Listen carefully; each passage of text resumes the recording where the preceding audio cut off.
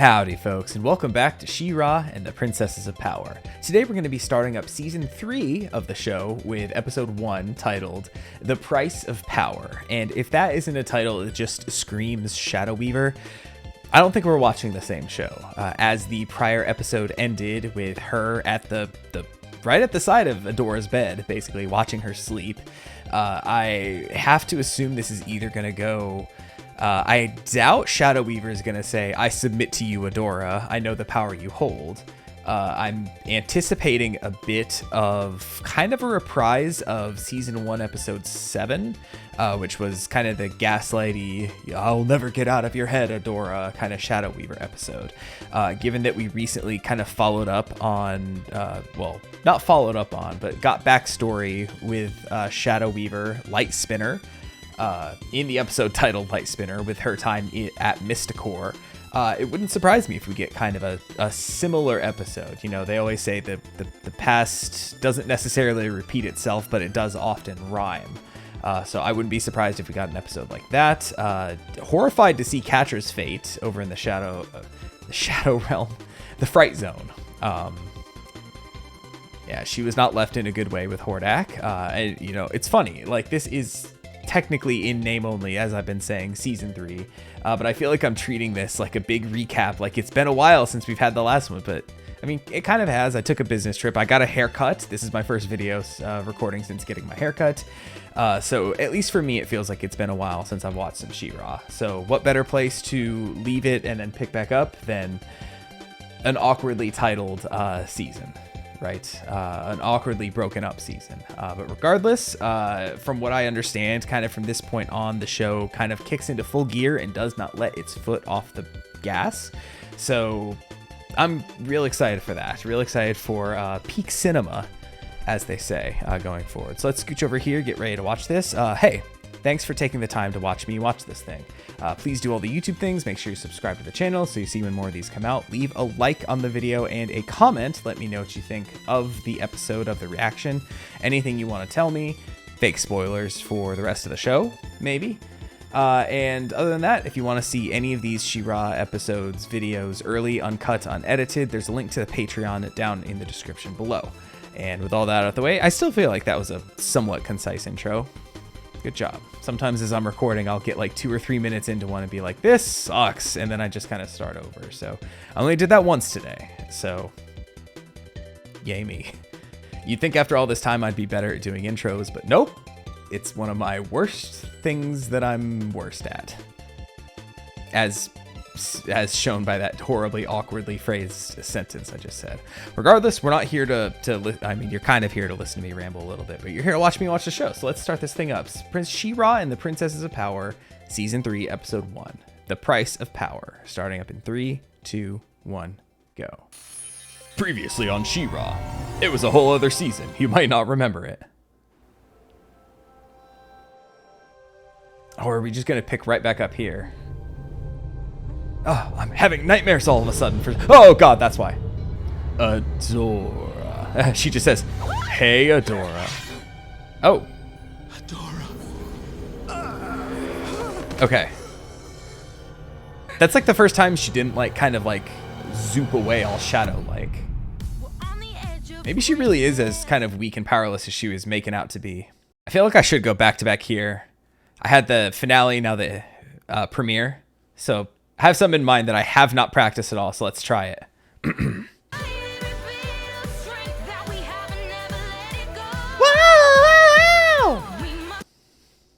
I don't know.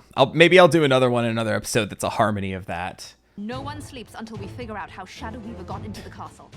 Quite easily, actually. She just manifested. This is where we're holding the prisoner. This is your prison? Well, technically, it's the spare room, but it is more than adequate as a holding cell. We removed the cushions. You'll see when you go, oh my God, how barbaric. How dare they? The prison? Yes, it's the prison. No cushions, Adora. I need to be there for the interrogation. I'm the only one who can... Shadow Weaver is dangerous. I Yeah. will not let that woman near you. Yeah, I agree with Angela here. But your majesty... That is final. I like how even though Adora is She-Ra and she technically has the greatest power of anybody, she still has to submit to Angela, right? And what she says. Maybe this is for the best. Shadow Weaver Yeah. raised you. She knows how to get in your head. Oh, are we gonna get more flashbacks in this episode? Fine, I guess we should all just head back to bed. Get some sleep. Oh, not even a follow-up there. No! Nice. Also, because I was trying to figure out what I wanted to sing in the intro, my tea for tonight is peppermint. You're in the Bright Moon prison. I don't see any cushions around here. Why does everyone keep... Of course this is a prison. You must be Glimmer's mother. I can tell by the way your voice grows shrill when you scream. Wow. You will answer for the crimes you committed during your time as my brother's teacher. Oh, yes. Also, it's good to see Aunt Costa again. You will not speak his name. I'm not the one who got him killed. Damn, the implications of that. But I was just about to say, I love that we're getting this now. Like, it all makes sense, kind of how things have been laid out. Kind of another... I mean, I guess it wouldn't make sense for Light Spinner and the prior episode to be swapped because Light Spinner is when Shadow Weaver got out. But at least it certainly makes sense that they gave us that kind of backstory with King Micah, right? Just a couple episodes ago to see the kind of the connection that him and Light Spinner had before shit went bad. So now getting to see kind of the present tense version of that with her, like, you know, Shadow Weaver knowing everything about him basically. And then like that history, like I wasn't the one who got him killed, Angela, or potentially Costa. I don't know. I don't know if we're ever going to see that in a flashback. But at the very least, even if they just leave it at that, I love how it's like, you know, we're allowed to just kind of play with that in our head. It's almost like Shadow Weaver is manipulating us, the viewer, by like saying that and then not elaborating further. Unless I'm about to unpause and then Angela's going to be like, it wasn't my fault. Let's see if I get a random Oracle moment just from that. Tell us why you're here. She ain't looking good. I have vital information to defeat the Horde. I'm listening. I will only speak to Adora. Of course, right? Ooh, we're following up on Catra sooner than I assumed. Oh, she's in Shadow Weaver's cell. Oh, that's gonna fuck with her brain. How did you get in here? Oh boy, it was quite the heist. She just pushes him over the edge. Whoops, sorry, Butterfingers, except I don't have fingers. No, there we go. Very high level, dangerous stuff. He's still falling. Hordak, he's Exiled to called an Beast assembly Island. to witness your punishment. That doesn't sound good. But whatever it is, I won't let it happen. I'm gonna get you out of here. Gosh, these buttons are tiny. So small. I love that that just keeps coming up for her. Stop it. I never stood a chance. Yeah. I did everything right. I deserve I this, thought I right? could prove myself, but it doesn't matter what I do. I don't get to win. Wow. Shadow Weaver was right. She's still in her head, too. I can save you. You really care, don't you? You're my friend. You're everything to me. Gay. Oh, she about to say you're Caring nothing about to me? people is what got me into this mess. Get out of here, or they'll take you down with me. I mean, that's honestly for Are the you best, stupid? right? I said leave. Well, hey, I mean, I am a little bit stupid, but there's no need to put it out in the air like that. Damn. I mean, it makes sense. Like, why have Scorpia throw her life away, too? And I love how now, like, Adora is basically a prisoner, too. In a very cushioned prison. Why doesn't she just turn into She-Ra and then she could just, like, easily overpower everybody? Amateurs. Was there a need? Is there a need for all that rolling? Adora! Oh God. Okay. Adora, please. Adora! Shadow Weaver will try to hurt you again. You don't know that. Yes, I do. I actually kind of want Shadow Weaver to talk to her. Evil people don't change. I'm from the Horde. I changed. That's different. You're not like them. You're good and kind and... And She-Ra. Might play a big part. And then I left.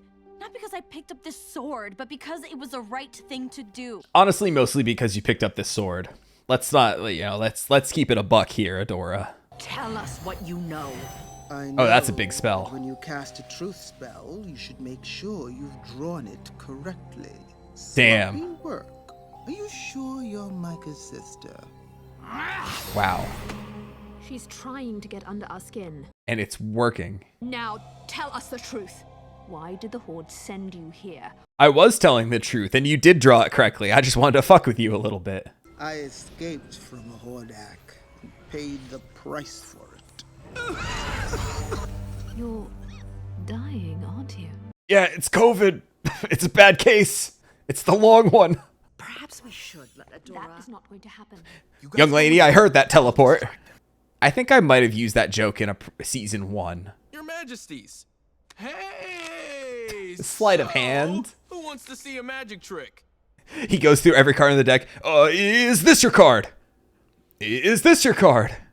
Is this your card? Finally, he's down to the last card. Oh, gee, how'd it be the last one in the whole damn deck? If you do anything to hurt Adora, Glimmer, I've got this. You snuck into Bright Moon. I want to know why. That's the only reason we're speaking. To see you. One last time before I succumb. Careful. Hey. Into the elbow. Into the elbow. What's happening to you? Took all of my magical power to come to you. I am dying, Adora. You're lying. No, I said I was dying, not lying. Yeah, that sounds... For the honor of Great Oh, because she's got the I healing, don't know right? why you're here, but I won't let you suffer like this. I'm going to heal you, Shadow Weaver, and then answer our questions. I wouldn't go that far. Can you, like, halfway heal her? You'll die if I don't. Or, you know what? Maybe I can help. No. Once a teacher of magic in Mysticore. I trained your father. Oh, what if she teaches She-Ra the spell of obtainment? And this all just is a big debate. Oh, man. Fine, but in return, you trust me. Trust that I'm not stupid. Trust that I'll see right through your mind games. Stop lying for once. Yep, truth spell. I have to. Hordak! Great! I've got a lot to cover with you today. Not now, Entrapta. I just picked up a signal. It's some sort of first one's message. It means portal. It could be the missing something we're looking for. The other one looks like Serena or something. Maybe they want to play tennis. She's being sent to Beast Island. I'm confused. As you can see, the overall productivity of the Horde has increased by 400% since Catra has been your second in command. Oh no, hitting him with the data. Catra has been incredibly successful at getting new tech for us, and this latest signal is coming from here, the Crimson Waste. We don't have a moment to spare. Yep. Okay. I kind of figured that's where it was coming from, but I was just waiting for her to say. I kind of love that, like, I mentioned, Entrapta, she's just there because of the science. I wasn't expecting the numbers. I always assumed that Hordak kind of like working with Entrapta more was going to be bad for Catra, just because like, oh, maybe she is more useful to me. But now here Entrapta is saying like, no, I mean, honestly, I think it's mostly because Entrapta's here and she's just like, it's like correlation that's not causation, I think, as the saying goes, where it just so happens that Entrapta showed up kind of right around the same time as Catra. So it's not even necessarily that Catra is the cause of the success. I think it's Entrapta, but she's just like correlating it because obviously it has to be Catra, right? Because you put her second in command and then all this good stuff happened. So it must be. So I think it's kind of one of those things of sometimes like raw data doesn't tell the whole story. And here I think that it's Entrapta is, I think it's not Catra in this case. I think it's fully Entrapta. Being the genius that she is. But interesting that here, to go back to an earlier point I was making, I thought that kind of Entrapta here would cause like the greater schism. And now it's like Entrapta is like literally just like going to bat, like to save Catra's ass here. And I think that's kind of wonderful because Catra in a moment would not do this for Entrapta, I don't think. But here Entrapta's like, no, obviously the data says so. It has to be the case. I like that. Also, good to see you, Entrapta. It's always a more fun episode when you show up. I'm not going to squander troops on a lifeless wasteland. This discussion is over. With it, you channeled the elemental magic of Etheria. Let it flow through the sword and into you. Concentrate, focus your power. If I pick that up correctly... Ugh, I've tried this before. I can't get it to work. Sorry to pause again so quickly, but if I pick that up correctly, the sword seems to be made out of part of a rune stone that specialized in healing as its kind of elemental magic, which is maybe not wholly true, just because I know that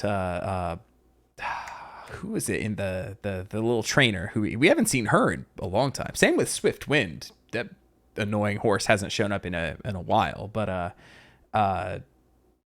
Light Hope was the name. Light Hope says healing is one of the sword's functions. I don't think unless Adora turning into She-Ra is like a healing kind of power, but that doesn't really kind of equate in my brain, at least what I would expect for a healing kind of thing. But I guess we'll see if she can do it. I still think it's a terrible idea to heal Shadow Weaver here. Unless, like, the most unexpected possible thing is if she heals Shadow Weaver and Shadow Weaver literally does just, like, bend the knee and say, I serve you now. Literally the most insane face turn I think I will have ever seen in a piece of media if that happens. Your frustration will cause the energy you produce to become destructive if you're not careful. There must be peace in your mind if you are to heal. So the sword works on good vibes. And allow me to help you. I still don't trust her, though. That means she's just such a well-written character because I literally don't know what her intentions are here. This could go so many different ways. It's making me nervous. Refuse to admit it. Afraid of your power, of it spiraling out of control. And afraid of her power not being enough on the other end of the spectrum, right? You are greater than your fear. Are we ever going to cut back to Bo? Just desperately trying to do magic out there? It worked. What are you doing? I'm sorry, I tried. Well, at least that I was right about. My eyes aren't freaky anymore.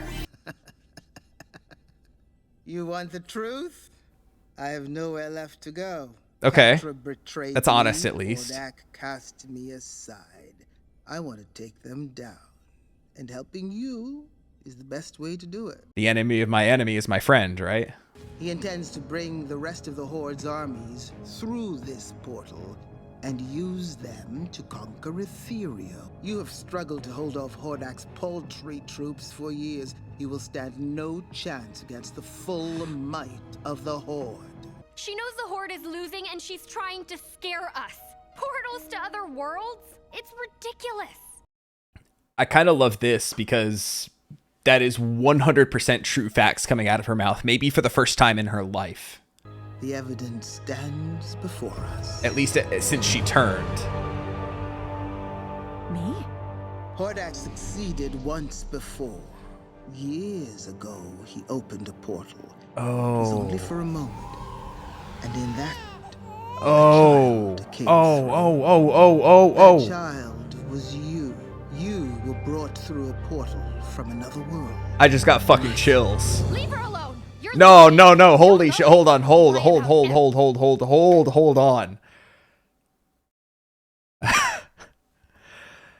All right. That. Ooh, baby.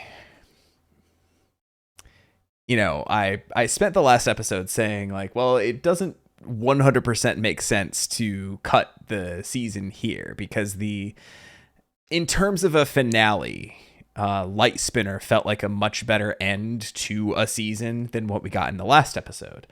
But now I'm wondering if perhaps they made the cut because this works so much better as a premiere, getting that juicy tidbit of info that not even this Oracle could see coming.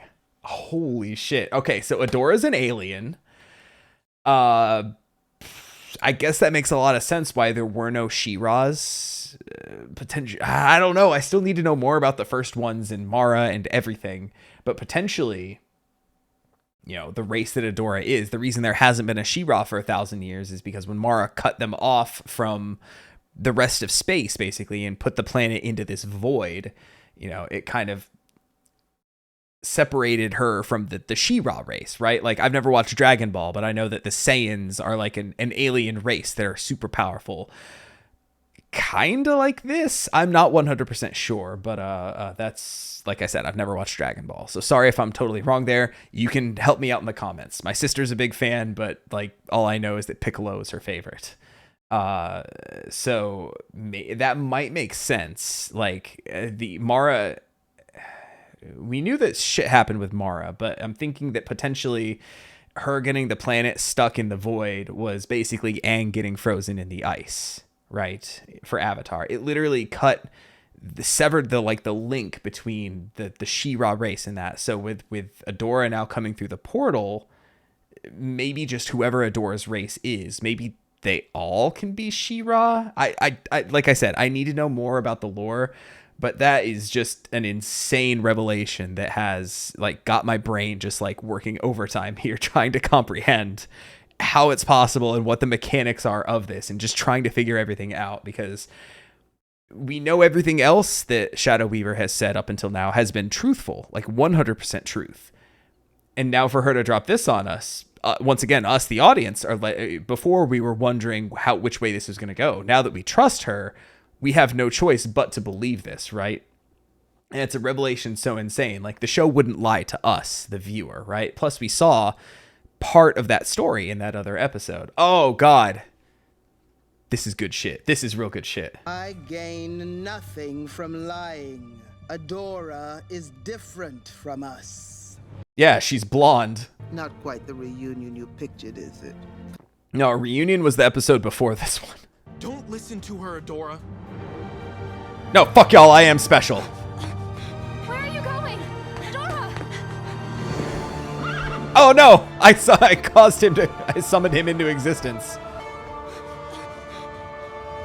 I guess I summoned Light Hope into existence too. We haven't seen her in a minute. Light Hope! You said you've been watching me since I was an infant, so you must know what I really am. It is true. You are not of Etheria. Yeah. Why didn't you tell me? Why are you asking for the clarification of events you witnessed? I was a baby. Yeah. Babies don't remember things. It took me a second. Or are we gonna get to see what the planet... This is the portal that you came through, Adora. Whoa. This is how Adoras are made. The Horde stole you, turned you into a soldier for their war. I could not stop them. They made the sword so that it would only respond to one of their own kind. I'm a first But like one? any one of their own kind, or one particular first one? When Mara cut us off from the rest of the universe, she destroyed our portal capabilities. Attempting to open one now would have devastating consequences. Oh. Mara, don't I get a say in what happens to me? Don't I get a choice? Oh, No, this is rough. This is your destiny. You do not choose. You were chosen.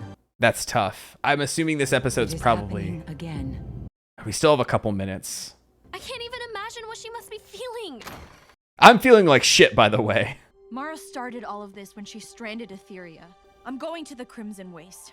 I'm going to follow the message from Mara. I know it's incredibly dangerous, but this is my choice. Of course we're going with you. You think you could get us to stay behind if you tried? Plus, I'm no magician, so if they try to turn me into the court jester, that's just gonna be bad for me. Oh, the trial of Catra. Or not even necessarily the trial of Catra, just like banishment. I want you all to watch and learn. This is what happens to failures. You're the failure. Whoa. You need me, just like you needed Shadow Weaver. Maybe that's why you can't defeat a group of teenagers. I mean, fucking, she's cooking them here. There has been a change of plan. Hi, Catra! I saved your life! You're welcome! Oh. You are being sent to retrieve First One's tech for us. In the Crimson Waste. Not the Crimson Waste. Crimson Waste? It's a total dead zone. Nothing survives out there. Exactly. Exactly. Yep. All right. We're setting up for some juicy stuff next time. I'm hyped. This was, like I said, I understand now why the cut was made where it was in terms of episodes. That was a banger way to start what they're calling season 3. Just not even just like the revelations that, I mean, we could kind of piece it. It's less surprising to me that Adora is a first one, and more surprising to me that she's like essentially an alien, for lack of a better term. Just that, like, I kind of always assumed the first ones were, unless, wait. It could be not even that the portal reached through space to grab her, that it reached through time.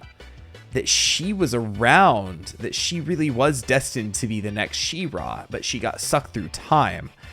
That could be the Aang in the ice thing. Oh, I didn't even consider that. I thought that, like, the portal just, like, picked a baby from another planet, but it probably reached through time. Oh, that's an implication I didn't even think of earlier. Oh, buddy.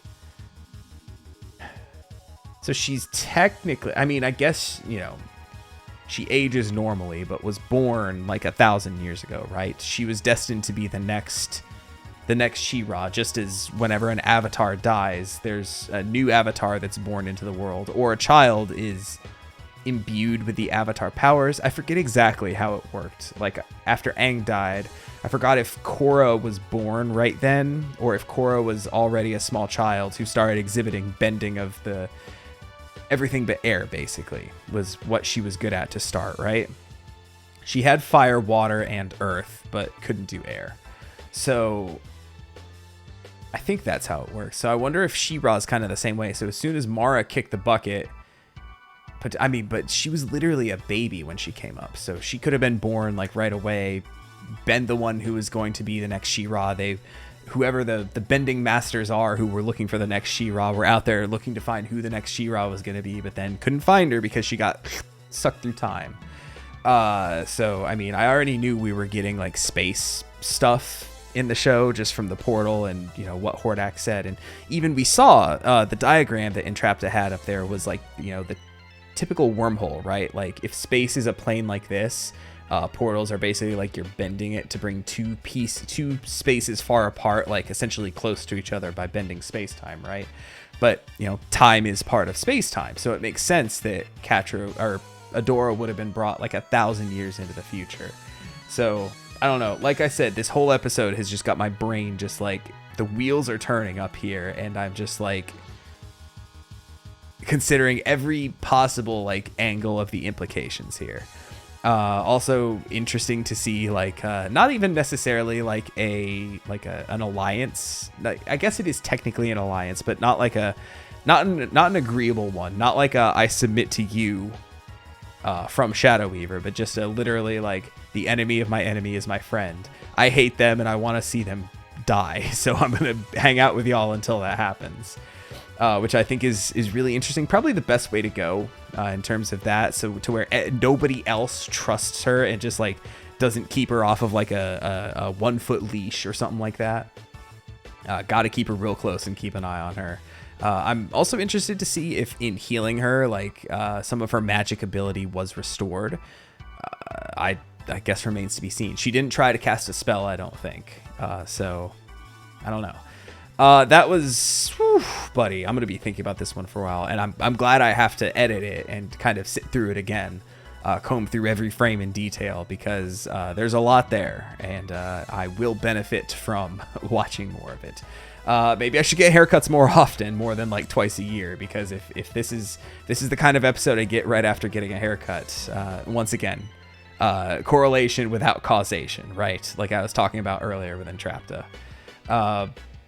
Damn, great episode. I hope y'all like the reaction. I hope you like that kind of that moment.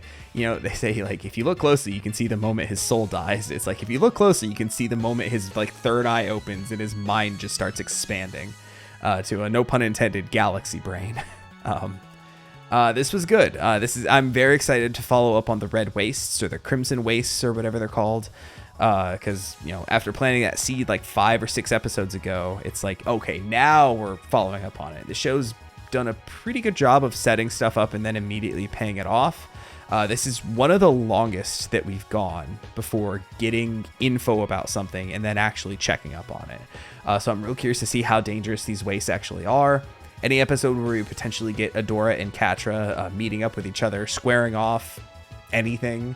I don't know if possibly, you know, I still could see Catra, and I'll talk about it more next time, but I could see Catra going either way once again, which is why I love all these characters and how they're written and why the bad guys are written as complicated as they are, because I could see Catra going both like, shit's fucked at the Horde, I need to come join you, I'm so sorry for everything, or I need to get this for Hordak to prove my worth to him once and for all, and kind of falling back in that trapping of like the toxic mindset where she's kind of stuck like perpetually like doing stuff to try to please the Horde, who doesn't give a single shit. Like, he was ready to execute her and said like, oh well, I'm basically sending you to death if you don't pull this out, right? So yeah, I'm excited for the next one. I'm assuming that's exactly where it's going to pick up, given that, you know, all groups of characters seem to be converging there. So come back next time to see that.